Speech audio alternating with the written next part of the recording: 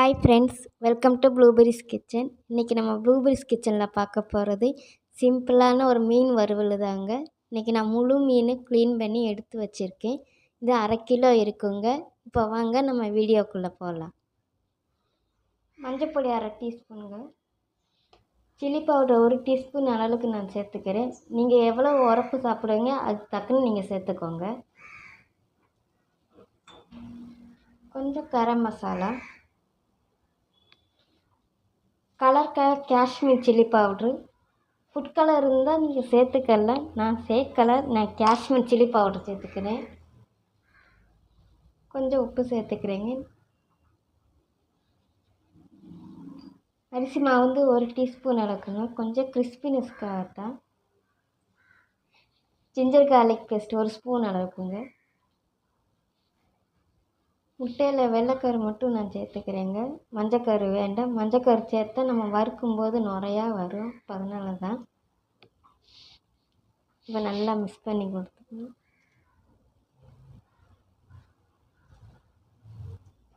மசாலா பொருட்களுக்கு முன்னாடி நம்ம இந்த ஒரு மீனில் இந்த மாதிரி நம்ம வரைச்சி விட்டோன்னா உள்ளக்க மசாலா இறங்கி ஃப்ரையாகி கிடைக்கும்போது நல்லா டேஸ்ட்டாக இருக்குங்க.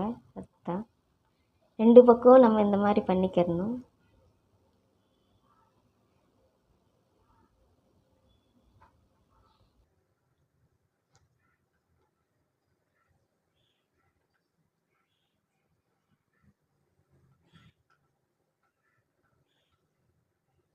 பாருங்கள், இந்த மாதிரி நான் எல்லா மீன்லையுமே இப்போ நான் பண்ணி வச்சுருக்கேங்க.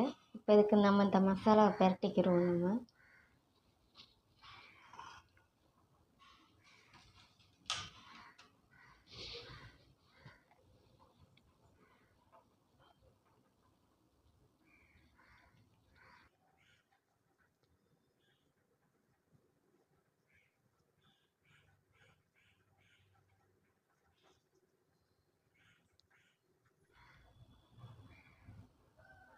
இது மாதிரி நான் எல்லாத்தையும் பரட்டி எடுத்துகிட்டு உங்களுக்கு நான் காட்டுறேங்க.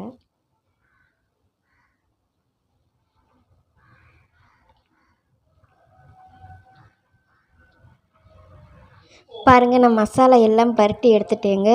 நான் மசாலா எல்லாம் பரட்டி எடுத்துட்டேங்க. இது ஒரு மணி நேரம் இருக்கட்டும். 1 மணி நேரம் இருந்துச்சுன்னா மசாலா எல்லாம் ஒட்டி உதிராமல் இருக்குங்க. அதுக்காகத்தான். உங்கள் நேரத்தை பொறுத்து நீங்கள் வச்சுக்கோங்க. 1/2 மணி நேரம் ஆனாலும் 1 மணி நேரம் ஆனாலும் உங்கள் நேரத்தை பொறுத்து நீங்கள் வறுத்துக்கோங்க. இப்போ இது 1 மணி நேரம் இருக்கட்டும். இப்போ 1 மணி நேரம் ஆயிடுச்சுங்க. இப்போ நம்ம இதை ஃப்ரை பண்ணி எடுத்துக்கிறலாம். இன்றைக்கி நம்ம தவா ஃப்ரை தாங்க பண்ண போகிறோம். அதனால் நான் ஒரு பேன் சூடாக்கி அதில் நான் எண்ணெய் ஊற்றி வச்சுருக்கேங்க. இப்போ இது சூடாயிருச்சு. இப்போ இதில் அந்த மீனை போட்டுக்கிறோங்க. நம்ம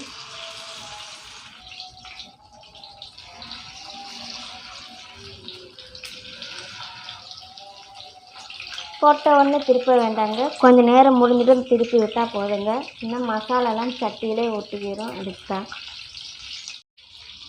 இது இப்போ நம்ம திருப்பி கொடுத்துக்குறோங்க. இந்த மாதிரி 2 ஸ்பூன் யூஸ் பண்ணி திருப்பி கொடுத்துக்குறோங்க.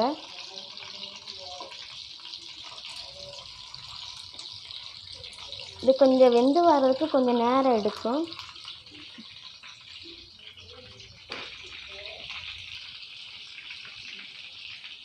மறுபடியும் திருப்பி கொடுத்துக்குறோங்க. அங்கிட்டு திருப்பி கொடுத்து நம்ம வேக வச்சு எடுத்துக்கணுங்க.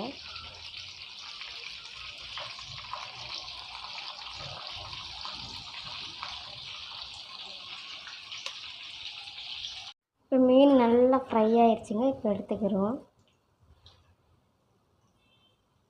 பாருங்கள், மசாலா ஒன்றும் உதிராமல் இருக்குங்க.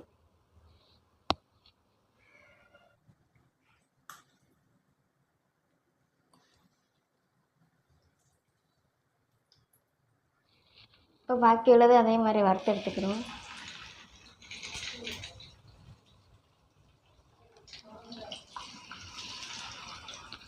இன்றைக்கி சிம்பிளான ஒரு மீன் வறுவல் தாங்க நம்ம பார்த்தோம். நீங்களும் இது போல் ட்ரை பண்ணி பாருங்கள்.